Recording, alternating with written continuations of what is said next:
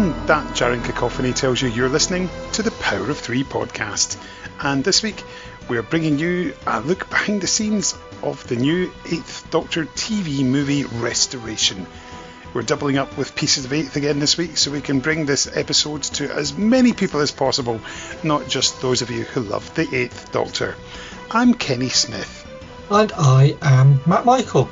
Yes, we are carrying on in our trip through those sections of the Doctor Who universe that feature the incarnation of the Time Lord, is played by Paul McGann. And we are lucky people, aren't we? Because is there any TV series that gets the attention and restoration that Doctor Who does, Matt? Can you think of any?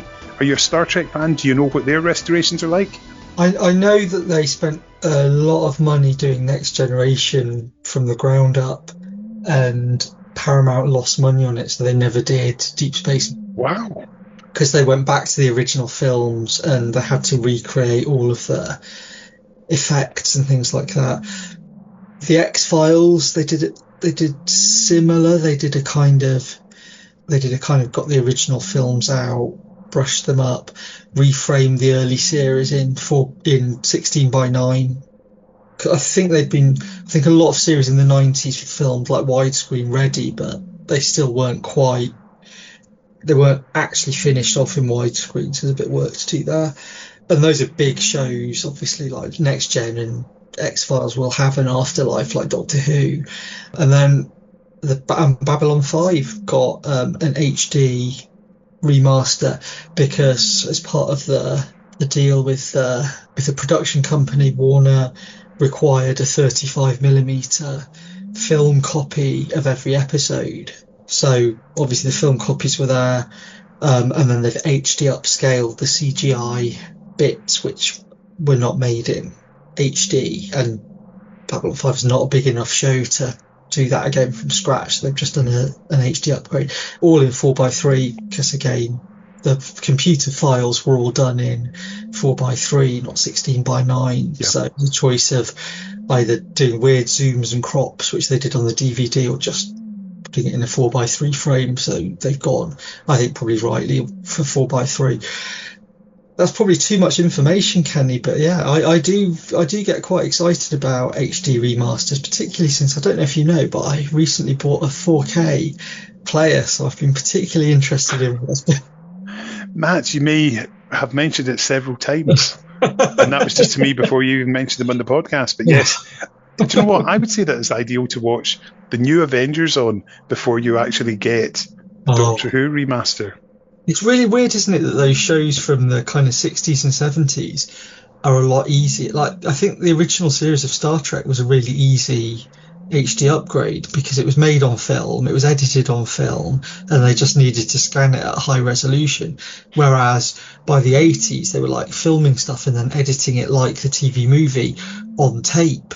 So a lot of the special effects are on like NTSC tape, not on film, and it's a lot harder then to bring the whole thing up to an HD standard. Yeah, no, and of course I'm following every single word that you've just said, and if anybody who's listened to our recent episode with Paul Vanezis is listening and didn't follow that, mate, you're in trouble. But no, really fascinating. I wonder if they've done 60s Batman for an HD remaster. Have they? 60s Batman's on Blu-ray, yep. Again, all done on film, so easy. They just ran it through the HD scanners. They have to like clean up the films and remove scratches and things like that. But that's like bog standard film restoration. They don't have to like reconstruct it, I don't think. Kapow! New fact. Indeed, yeah. Great. Zoc. That's going on my birthday list. Nice. But no, I think it's incredible. I mean, you look at the work the restoration team have done over the years. We spoke about that when we were chatting with Paul Vanezis beforehand, and the work that team do. You know, we used to follow them on their website when they'd release the information about every new release. I love those so much. Yeah. The recolorization of the Pertwee stuff is one of the things that geeks me out the most. I find it entirely fascinating, and some of it almost entirely over my head. Like, I conceptually understand what they're doing with the with the kind of colour recovery stuff, the chroma dots, but when they go into the technical detail of it, it's right over my head. But it's basically magic, technology worthy of the Doctor himself. Now, somebody's quoting there from the VHS releases of the 1990s. I am. Actually, I'm slightly annoyed you're getting there ahead of me because I did have that in mind myself. But there we go. Damn it. Oh, well. If you snooze, you lose. But yeah, it's an incredible amount of work that people have put in over the years and still continue to put in for these releases. So, huge thanks go to the likes of Paul Vanezis, Peter Crocker, Mark Ayres, and all the various colorists, people like Jonathan Wood and James Russell, people like that who've sort of made their mark on TV restoration, and we owe them a great deal. No, absolutely. And the fact that we can watch the entire Pertwee era in colour, wow. The fact that we can watch sort of 60s television in a standard probably better than most people saw at the time. Just, wow, amazing. Yep, throw also in the lost scene from Terror of the Zygons. Yeah. With sound, music, in colour. Yeah, just amazing. Amazing. We are blessed. We really are. Even things like The Awakening, where the original tapes were a bit mucked up, and they managed to restore it from the compilation repeat. All of this stuff is really, really interesting, I think, because it speaks to the kind of technology skill that's required to bring archive television up to modern standards. Absolutely. And what they do is just wonderful. I mean, we mentioned several names there about people who've been involved. And now, Matt, there is another name to add to the list of incredible people who've worked on the restoration of Doctor Who, because we're now going to speak with the man who scanned in those 200,000 feet of film. It's David Palfreyman. And we're going to let him introduce himself and tell us about his work on restoring the TV movie. I am David Palfreyman, and I run a digital video and film transfer service called Detelemedia, Film and Video. I transfer things from people's home videos, weddings, all sorts of that kind of stuff, from VHS and Video 8 and VHS-C, etc., up to professional formats, Betacam, U-matic, 1-inch, and that can be for a variety of things, really, for documentaries, for example, or just tapes that people just want to get transferred because they don't know what's on them. And that's basically it, really. So there's tapes and also there's film. So I transfer film as well. So I can transfer 8mm, 9.5, 16 and 35. And I think that's possibly where the Doctor Who connection came in and what we're here to talk about. Very much so. Yes, we were talking TV movie. So when did your interest in doing this all begin? I was really interested in old video machines, and they weren't that old then, because I'm talking about 1980. So I was interested. I wanted my own archive. I wanted to record things off the TV so I could keep myself on a shelf on a tape. Now, of course, this is going back to probably, my dream of that would have been in the mid-70s. I think. So by the time we got to 1980, a friend of mine, he got a Betamax. His parents got a Betamax video machine. So this is 1980. I'm in the third year at school. And I thought, I'd really love to get one. And so what I did, I started to buy VHS videotapes just in preparation for when the video came. So, and I think at that time they cost £9.99 each from Woolworths. So I think that was the cheapest I could find them. So by the time I got my video machine in 1981, I probably amassed about 10 tapes. So all my spending money went on to these videotapes. So I could eventually have this, I've started with 10 tapes. So, and of course, 1981, I got my machine in October 81. And then in November, The Five Faces of Doctor Who was on. So I thought, well, okay. So I recorded all those, and it just went on from there, basically. I think by 84, I'd probably got a Betamax machine, and by 85, I'd got a Philips 1500 machine as well. So I've got 3 different formats then, and it's kind of gone on from there, really. I've always kind of, collected old TV, and basically stored it on a videotape, like we all did, really. But I think I just went one step further with getting the video machines in as many machines as I could. But this hasn't really. It's only since probably the mid 2010s that people actually started to want to get their tapes transferred, because up to that point most people had still got their VHS machines, and of course now most people haven't. And it's, a lot of people don't even have DVD players or even CD. Some people say to me, what's CD? Oh, I ain't got one of those. So that's kind of how I started, really. We had a Video 2000. That was our first machine. Video 2000, yeah. I've got 3 of these here, actually, at the moment. Just looking at one. Oh. Quite nice machines. They were. The fact you could use both sides of the tape. Yes, that's right. Yeah, 8 hours worth. Oh, yes. Happy times and places. And the tapes were so heavy. Sadly, we got rid of our machine and copied everything to VHS. But... Yeah. But, the earliest machine I've got is a CV2000, which came out in 1965. And that's an open reel half-inch videotape, 405 line. The next model up was a 2100, CV2100, which was then, it could play 405 and 625. And I've got those. And then they moved to the AV system, again, open reel. And I've got those machines as well. So all that kind of thing I could transfer. Shibardon was another open reel system, and also JVC Navico, which is really rare. But again, it's the things that you find on these tapes can be really, very, very interesting, because a lot of especially the TV stuff would have been recorded, in the late 60s or the mid 70s, when lots of things were wiped. These are where the treasures are, I think. I mean, I did a tape recently, and it was of Queen filming their first 2 promos, which was Keep Yourself Alive and Liar. And this tape ran for 55 minutes. Wow. And it was so many different takes from each angle of them performing Keep Yourself Alive. And then there'd be 10 takes of that. And then there'd be 10 takes of the Liar video. So there's all sorts of things you can find. I mean, another tape had got an Elton John concert from Watford Football Club in 1974. Wow. Nazareth supporting. And it's great. I mean, the quality is really good as well. It's, up there with VHS easily.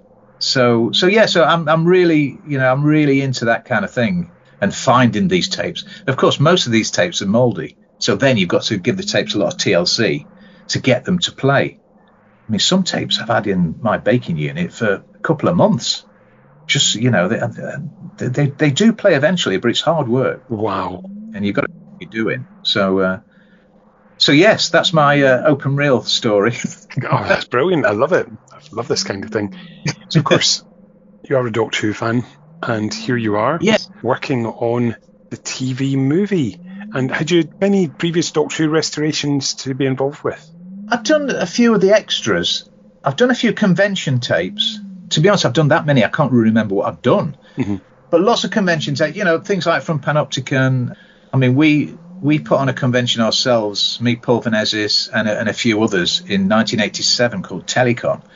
And those interviews with Sylvia Anderson, Brian Croucher, etc., I think we shot them on U-matic. I think, can't remember. But it was that kind of stuff, because these things appear on the extras.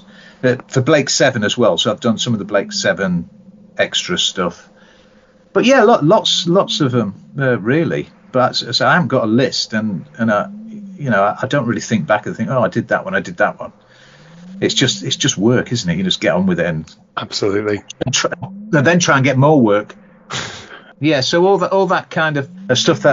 So going back to, have I done any other Doctor Who or BBC stuff, then yes, those little bits from the conventions were all sent up to Paul or whoever I had to deliver them to, whether they be from U-matic or VHS or whatever.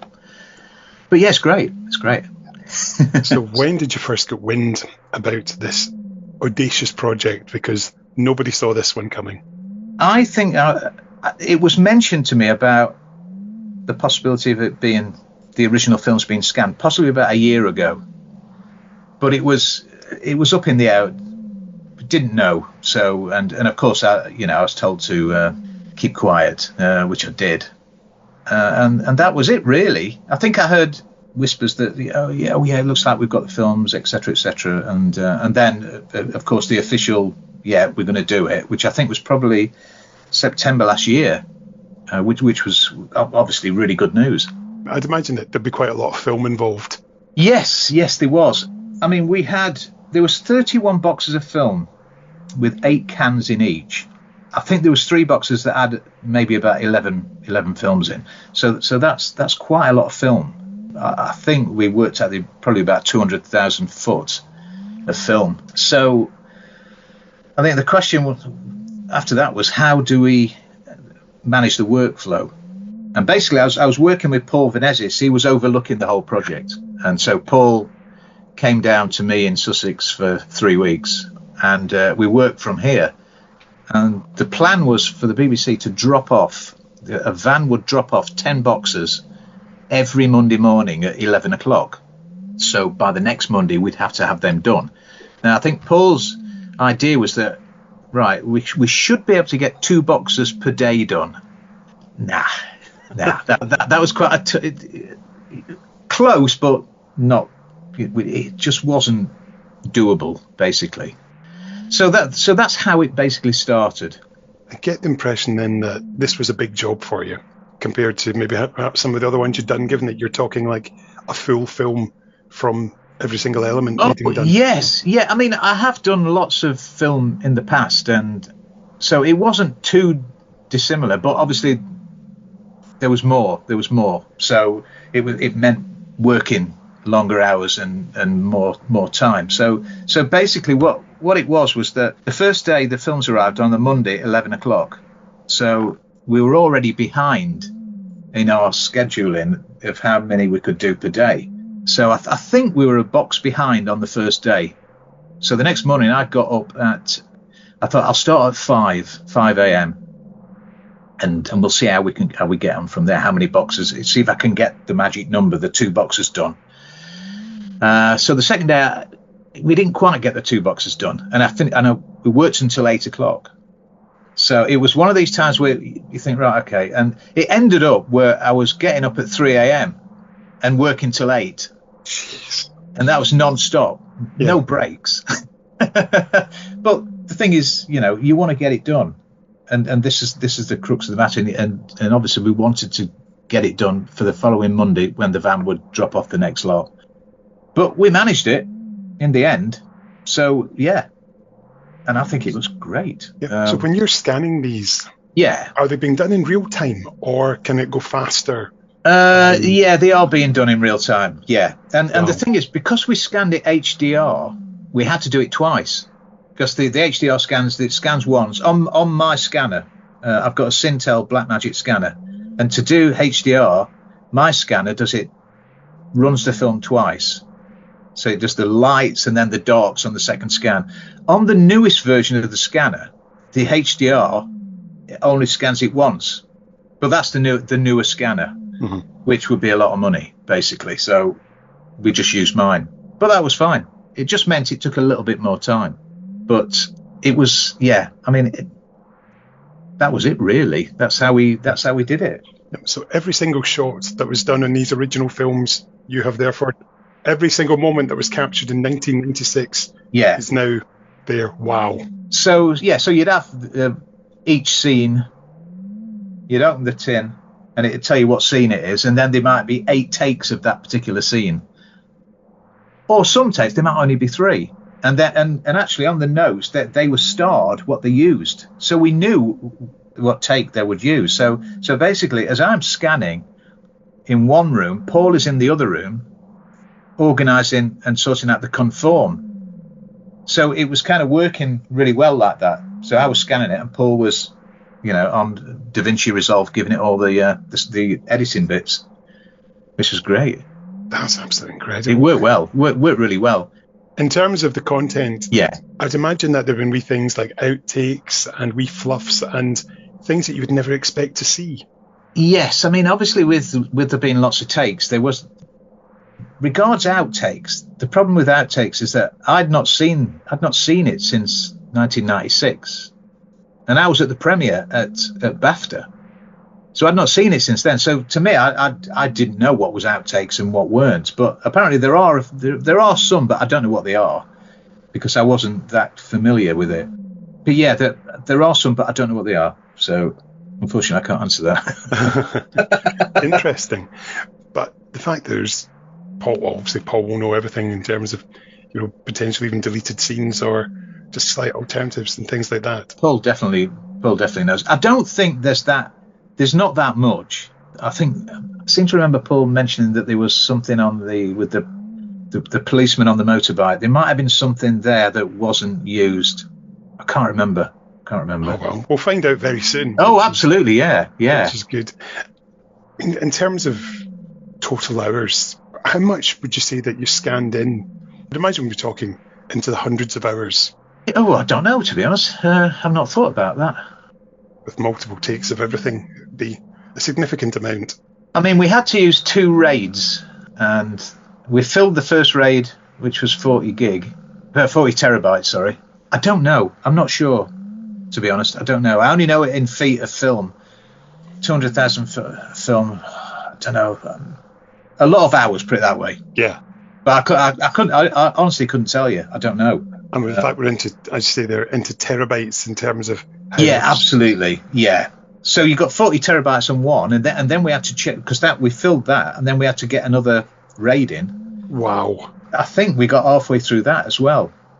A funny story, actually. When we were scanning, and we'd filled one raid up, and I think this was coming into the final week, the third week, and we set up the new raid, and my computer didn't like it for some reason. It wasn't engaging with it. So what we had to do, we had to bring Paul's computer, which he'd just recently built, put it into the scanning room, and use that one, which worked fine with it. It just meant that Paul couldn't bring in to do the conform, but he was working on other things anyway. So by now we've got Paul's new computer, which is fine. It's working great. So one of the mornings I got up at 3 a.m. I kept getting up earlier and earlier as the weeks progressed because I wanted to finish it so I could go out and meet friends on the Saturday. So I wanted to finish it by the Saturday. Anyway, so I got up at 3 a.m. and I couldn't get into Resolve to get into the scanner because you scan through DaVinci Resolve. The scanner picks it up. Anyway, I couldn't get in. It's 3 o'clock in the morning. I'm thinking, right, this is not good. And what it was that I didn't have internet in the room where the scanner is. I don't really need it. Mm-hmm. And the thing is, I needed the internet because I needed the password or some form of password to get into Resolve, which sometimes you don't need a password, but just this particular morning, Resolve decides that it wants a password. And it's 3 o'clock and I'm thinking, right, okay. Well, I thought, well, I'll text Paul. Text him. I said, mate, I can't do anything. I'm going to go back to bed, and I'll see you, because Paul used to turn up about 7 a.m. See you at 7, and I thought it just means that we're going to be missing out on 4 hours. Paul rung me back straight away. He was awake anyway, so he came over. He was staying in Tunbridge Wells. I'm in Crowborough, so it's about 6 miles. So he came over. We quietly took the computer into the other room where the port was, the internet port, plugged it in, put the password in. It was all working fine. Reset the computer up back in the scanning room, and then and Paul went back to the hotel. He'd already seen the guy on the desk saying, where are you going? 3 o'clock in the morning. 45 minutes later, Paul's back. Oh, where have you been? So it was just one of those things that happens, and as I say, when Paul came at 7 o'clock, I'd been scanning for 4 hours, and I said, you know what? I had a dream last night that you turned up in the middle of the night, and so yeah, we got there. We got there in the end. Such is the dedication. Absolutely. So, what was the quality of the film like compared with other things you've worked with? Was it in decent condition? It was in really good condition. I mean, the thing is, it probably hadn't been opened for 30 years. They were clean. Yeah, fabulous. No markings or anything. Just perfect. Properly archived and looked after. Yeah. I mean, they were all tail out, so they were left as they'd only been run once, which would probably when they scanned them originally for the TV movie for the first edit. So they were all left at the end, apart from the reels that the effects needed to be put on, which were all head out because they'd obviously run them to get for the effects. But apart from that, they were really good. There was one scratch on the neg. They did an interpose to try and wet gate it to get rid of the scratch. And if you look, you can see it in the original film, which they did. So it didn't quite work, but Paul painted it out in half an hour. And it's just, obviously the technology now and what they had then is, so much, it's light years away, isn't it? Yeah. But it was all good. It was all good, really. That sounds fantastic. Really lovely to see it. When it's on the scan and you're looking at it, it's like, wow, this is just amazing. And then comparing it to the version that we all saw, it's like chalk and cheese, really. This must have been quite an exciting project for you, I'd imagine, the way you're talking about it. The fact it's something that nobody had seen these since '96, the fact it's the original elements, and the fact it's something special in terms of pretty much a one-off Doctor until brief appearances later. Absolutely, yeah. I mean, me and Paul, we spoke about it between ourselves, and Paul would turn around and say, Dave, can you imagine 30 years later, we're from being at BAFTA for the premiere, and we're now here doing this, and it's just unbelievable, really. I think it's fantastic that you get to, and the fact you get to indulge two passions at once. Yeah, absolutely, yeah. I mean, I can't wait to do some more. What we're doing next? So yeah. Yep. One of the scenes, they're in an underground car park. Is it an underground car park or is it just a multi-story car park? I can't remember. But there was 8 takes of it, and it was all fogged, which I don't know how fogging happens, but it's probably overexposed, too much light or something like that. Although it didn't look like that. It just looked like there was a fog all over the picture. So they did 8 takes. None of them were usable. Now, they wouldn't have known that because all the film, the film mags were done. They wouldn't have seen it until the next day. But thankfully, Jeff put another film mag into the camera and did another 2 takes. Wow. Which meant they got the shot. If they hadn't have done that, they would have had to come back the next day and probably put themselves behind to redo the shot. But because Jeffrey put another film mag in, they got it. And so basically they used, I think, take 2 on the second lot of shots. But there was that. I don't think there was anything. Oh, there was a scratch. I've already mentioned the scratch. But apart from that, everything else was in really good condition. That's amazing. I genuinely, it's because I love this film. It means a lot to me. I saw it. I queued up at midnight at HMV in Edinburgh to get it. Oh, really? Went to midnight opening, and I stuck with the 8th Doctor through the novels, the audios, and everything else. So this is, sort of getting to hear all this stuff is like geeking out heaven. So yeah, it's just great that it's people who love it and care about it. It's not just another job. It's like everything that the old restoration team and Paul and Steve Roberts and all these others were involved in. Yeah, everybody goes the extra mile. Yeah. Oh, absolutely. Well, it's not an extra mile, it's an extra marathon, let's be frank. Yes, oh, definitely. And this certainly was. Every day for 3 weeks, 4 a.m. till 8 at night. I mean, that's a stint. You must have had one hell of a sleep when you'd finished. Well, as I said, on the Saturday, I was meeting a load of friends in London. So I was straight to the pub at lunchtime. Who needs sleep when there's pubs? Who needs sleep? Sleep is for the dead. It's for sleep is for tortoises, to quote Tallis. Yes, I mean, I'm not sure. I can't remember how long I lasted in the pub, but I think I probably got home about 10 o'clock at night. So it was a long day. So then I had a nice sleep. But yeah. Fantastic. Well, David, cannot wait to see the full results of your work. The trailer looks incredible. So massive thanks. The trailer's great, isn't it? Paul sent me the trailer with his voiceover on prior to Sylvester putting the voice on. And of course, the shots with the boxers, we filmed them here at my place. So it was really nice to see those boxers within the trailer, just to show how much effort and work we'd put into it to get it looking as good as it does, and I'm really proud of that. It's it's heartwarming. Yep. Well, my podcast co-host Matt has gone out and bought a 4K player. Oh, it's going to look amazing. I mean, it already looks amazing on the trailer. I mean, I haven't seen the finished version yet, but I know it's going to look great. I know it's going to look really good, and people are going to be astounded, I think. Well, I've got my pre-order in for the Blu-ray Steelbook, and no doubt I will be upgrading to 4K player. Damn you! And then it's a case of, what else can I get on 4K? And there's plenty of good films. I need to get all the Star Warses and everything I've already upgraded from VHS to DVD to Blu-ray, and now, here we go again. And the thing is, what happens when they get 8K in? Oh, no, that's not going to happen, is it? What do we know? 30 years time. Well, that's right. 8K 3D, no, be like 64K 3D, immersive in your head, in your eyes. God knows. Absolutely. Brilliant. Well, David, brilliant. Massive thanks for taking the time to talk to us, and we look forward to seeing your work. Thank you, Kenny. No problem. A huge thanks to David.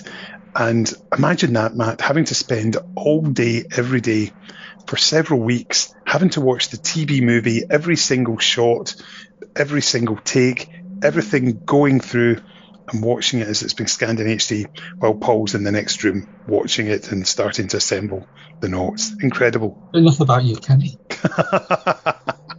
I just think what a job, being able to see all this footage for the first time in many cases. Yeah. Stuff that's been unseen. Obviously, there was no sound on it, but to see outtakes and Paul McGann having a fall, all this stuff, just wow. Oh, he was too young to have had a fall. Hello. Yeah, we're not talking about frailty here, which is an important part of our work at Healthcare Improvement Scotland, where I work. Our focus on frailty is a great piece of work. I'm at the age now where I can have... You're too young still, Matt. I'm on the cusp. I think I'd always assumed that the TV movie we'd have to live with a slightly inferior, and I say that with caution because I don't want to underestimate the effort that made the last Blu-ray release of the TV movie look as good as it's ever looked on UK home video format. But I think I'd kind of resigned myself to, this is as good as it's going to get. It's like the modern version of we've only got the tele-recordings, we haven't got the tapes. So actually to get hold of the original film is just wow, brilliant. I mean, as Paul told us previously, it took a long time to get contact, to find somebody who could help them with it, and an old BBC person thankfully helped them, and lo and behold, here we have it, all these reels, and those boxes of film that we saw in the trailer being opened after they'd been delivered from the States. I mean, just incredible. And just think, I don't know about you, but I'd have been super excited just to go, what's on these, what we're going to see, even though we know it's going to be alternate takes and rushes and things like that. But still, new things. You'd be looking for bits that have been cut out and what was different, and just the original opening, all this kind of stuff. So exciting. Just can't wait. Cannot wait. Yeah, to have it in our hands in home format, it's brilliant. So again, huge thanks, David. But of course, restoring the picture is only half the story, because we also need to have the sound brought back. And of course, that's been handled by the one and only Mark Ayres, a bit of a Doctor Who legend in his own right, the radiophonic workshops archivist, and the man who saved so much stuff which features in isolated soundtracks. So let's hear from Mark now. Oh, well, as last time, I'm Mark Ayres, and as last time, I'm doing the sound restoration and remix on the TV movie. So, Mark, when did you first see the TV movie, and what were the circumstances? Who were you watching it with? I was watching it at the BFI. Not the BFI, BAFTA. Oh, so many acronyms. BAFTA on Piccadilly, which was where there was a sort of press and screening before it was broadcast. And I was down there with all the usual suspects. There was a whole load of us, who were, in the business and surrounding, sort of fandom and, doing all the work on the VHSs and things at the time. We were all invited along. So I was there with, I think, Paul Vanezis was there, Kevin Davis certainly was, and people like that, So and Terence Dix and Barry Letts were there. So that's where I first saw it. It's glorious, isn't it? Just it's big, it's bold, it's different, and I'm actually very fond of it as a film. I've never been totally convinced it's Doctor Who, but I think it's a lovely film, and I think I think it's beautifully shot. I think Jeff Sachs' direction is marvelous. I think although again the score was a big departure, it's pretty good, and there are moments which absolutely shine. I mean there's there's one of my favourite moments in all Doctor Who in it, which is the shoes moment, in the park. I mean, it's just one of those little pieces of whimsy which Doctor Who is so good at, and it's beautifully played by Daphne and Paul. And it's one of those just moments. The camera's in the right place, the actors totally get it, the microphones are in the right place, the director has given them the right instruction, they run with it, and then the music does exactly the right thing at exactly the right time, and it's just one of those magic moments in cinema. And I love those little moments in the middle of things where you just go, yes, and that's one of them. Very much so. So to imagine that you'd have bought a copy of the soundtrack, that limited edition version that came out in the late 90s. Yes, well, yeah, that was that was interesting because that was put out by John Debney. So John Debney put it out mainly as a promo because people didn't do soundtracks back in then, certainly not American television. So he basically put it out as a promo, and it was available through Silver Screen's mail order arm, as then was, in the UK. So yes, I got a copy of that, and it was great. And of course, many years later, I did the expanded soundtrack as part of the big 50th anniversary soundtrack set we did many years ago. Yep. But yeah, so got the soundtrack. Yep, I have that 50th anniversary edition in the cupboard behind me there, sitting on the shelf. Glorious. I regularly pop that on in the background. Just well done, you. Keep me going with that, and the light still works and glows. So amazing. Beautiful thing. Beautiful creation. So, maybe tell us a wee bit about the work that you did on it for the 50th, because I'd imagine that'd be the basis of perhaps what you've had to go back and revisit now. Yeah, when I was actually looking at this the other day. So I was going through, all, and also as part of the restoration, I was going through all the assets I already have, and somehow way back in whenever it was we did the original DVD, which I think was 2001. It was one of the very early ones. The BBC had a copy of the music on DAT, which they sent me, and they also had a copy of the music and effects track, which they sent me, and I pulled everything I needed off those. And then obviously the DATs went back to the BBC. But then, and so there were cues on that which were not on the original CD, and that's what basically got used for when we did the remastering. And I looked at it in 2001 because we did an isolated score, and then I looked at it again in 2009, I think it was, when we did the revisitation set, which it was on.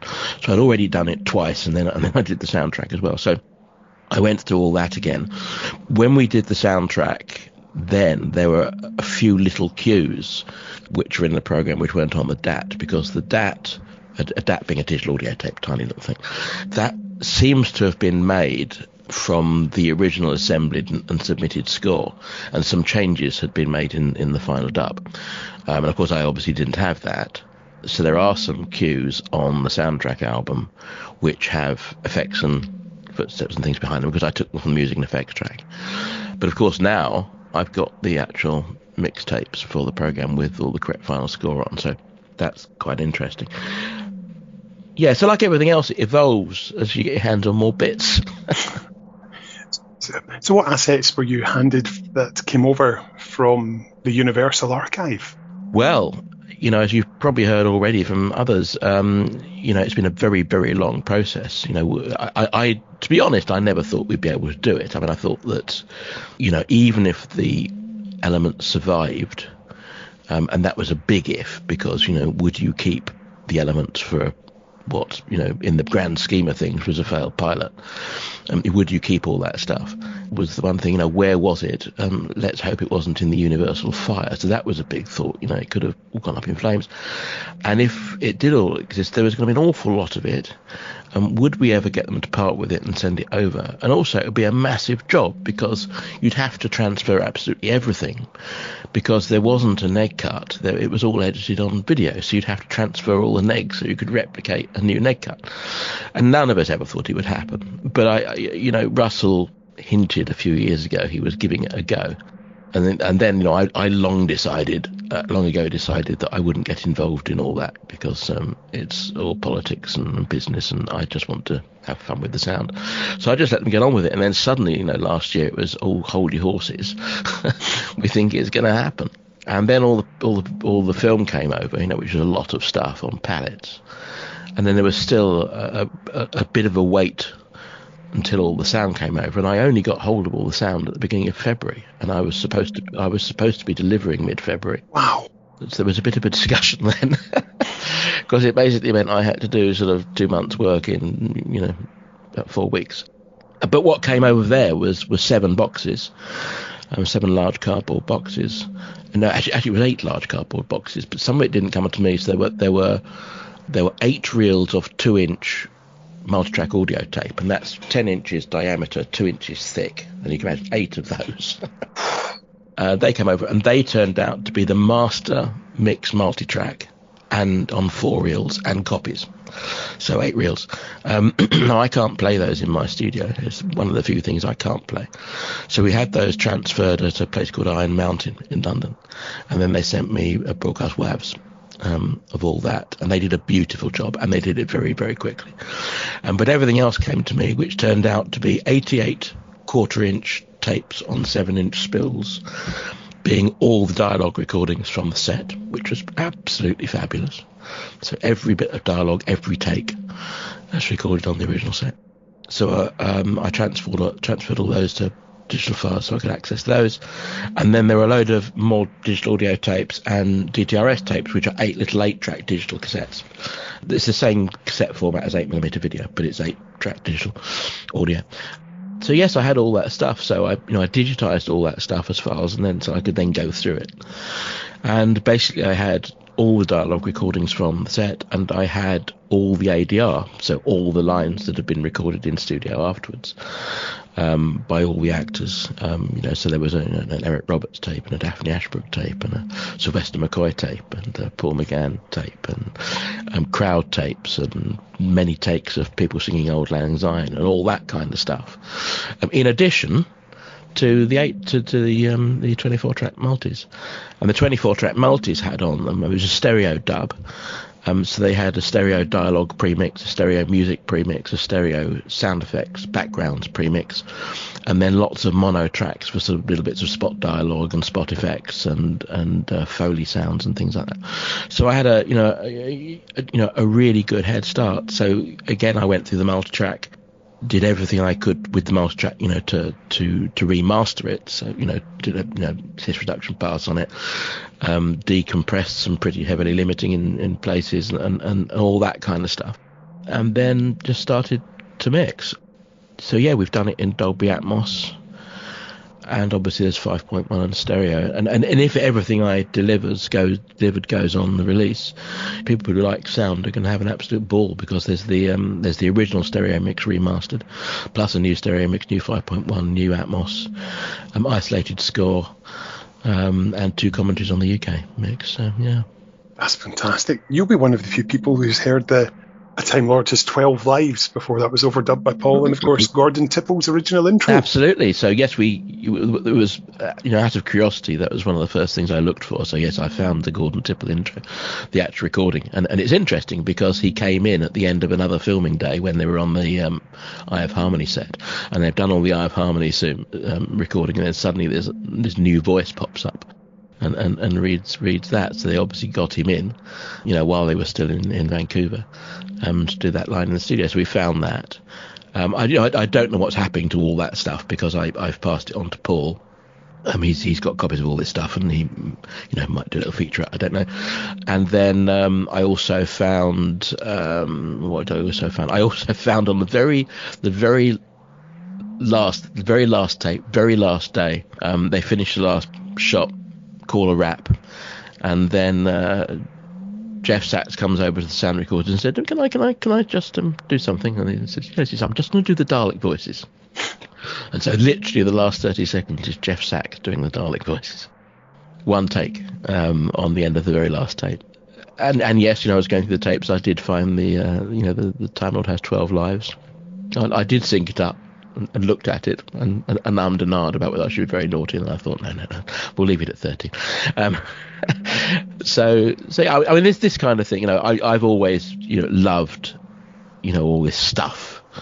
I love film sets. They're so creative.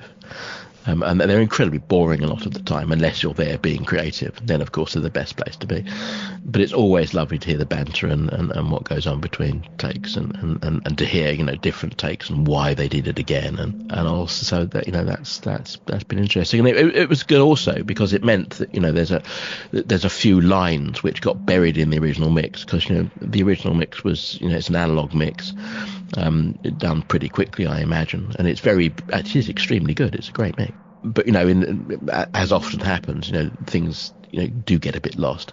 So like there's the master up on the gantry at one point saying, "I'm taking all your lives, Doctor," and I always thought that line was a bit buried. Well, it's not anymore, because I was able to go back to the rushes and just pull that line out, and make it sing a bit, because it's actually quite important, because it's the whole plot.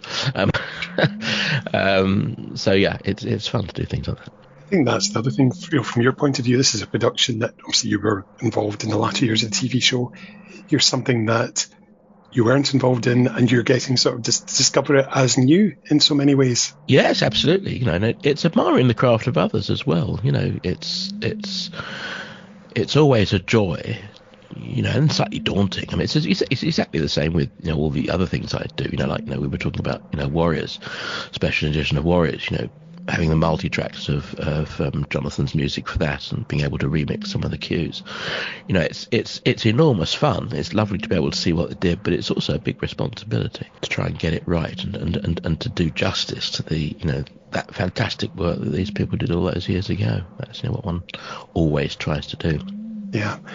I'm really looking forward to it, and so many people are, and you must have been delighted that the reaction that this has had, given that nobody saw this one coming. No, nobody saw it coming. And again, it only happens because, we've got people, we happen to have the right people in the right places asking the right questions.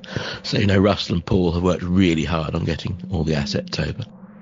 And also, we have all the right people in place to be able to do, the transfers, because if we'd had to do the transfers at full commercial rate, it would have made it impossible.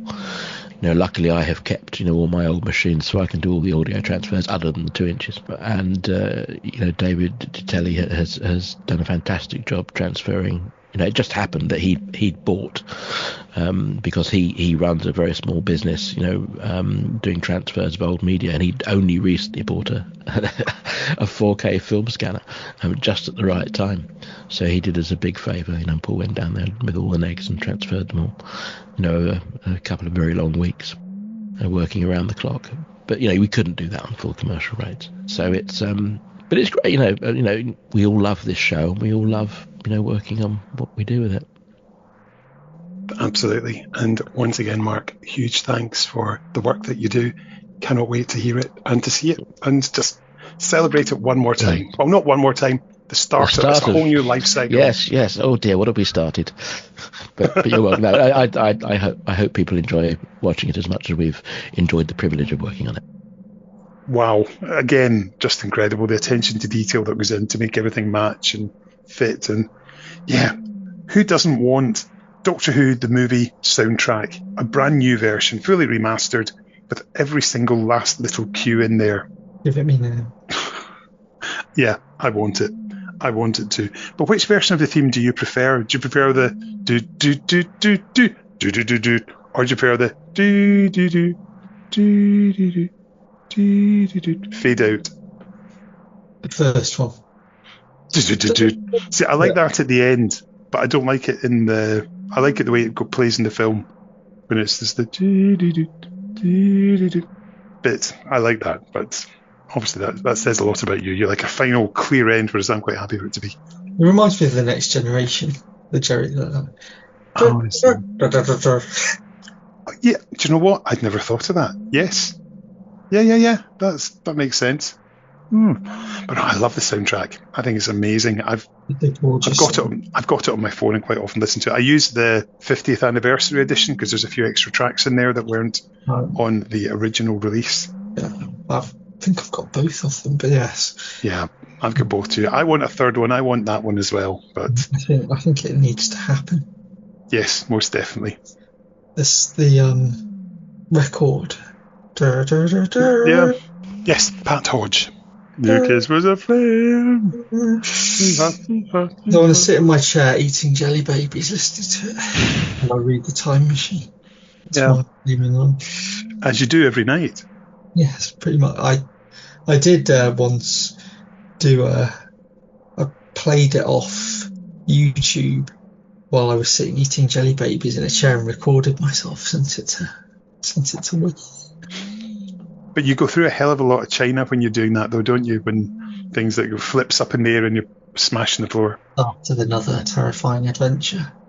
Yeah, happens far too often these days, doesn't it? But yeah, again, we are blessed to have such dedicated professionals in the TV and film industry who are just doing this incredible work. And it's obviously they are being paid to do it, but what they're doing is way and above what they're actually getting in remuneration for it. So yeah, I thank them all again because it's wonderful. It really is. 100% agree. Just incredible dedication for a particularly thankless audience often. There'll always be people who complain about things in the Doctor Who world, and the fact that they know that and they just persevere anyway is laudable. I can't believe that there'd be Doctor Who fans who would be so picky as to go through a story frame by frame and compare it with the original version and find some minor change, like the Doctor's teeth, like you can't see his fillings anymore because something's like been changed in the AI or the upscaling or whatever. Just who would ever do that? I mean, let's be honest. Who's got the time to do that? I wish that I did. I could do with like another 3 hours. In fact, I could do with another 3 days in the week sometimes, but 3 days to recover from that week most of the time. That's because you do park run. That's true. It's all park run's fault. Exactly. 3 more days in the week. Wibbly wobbly. Wonder how far you'd have to move Earth's orbit out to get another 3 days into the week. You just get one of Hermione's time dial things. Oh, that's a good point. Yes, the Time Turner. Time Turner, that's... Not Ted Turner, who recently passed away. No. Oh, well. I thank him for Cartoon Network, because it's brought a lot of joy to my household over the years. And Babylon 5 Series 5 was made by TNT. Oh, I didn't know that, because I don't like bloody Babylon effing 5, but that's just me. Ian Levine loves it, and you love it, so that says that it must be... It's sci-fi, and you must like it. Yes. It's got people who look like Salation, probably. Oh, Matt, there we go. Fantastic. Thank you once again for your time and your company and your chat, because it's been damn good. As always, Kenny, thank you. Do you think it's that moment where... Yep, it's that moment at the end of the episode where we play out with the song, and I love it. And since you mentioned it earlier, why don't we go with Pat Hodges' I Called Out Your Name, straight from the TV movie and, of course, the Doctor's record player. Until next time, I've been Kenny Smith. Bye! Bye! I called out your name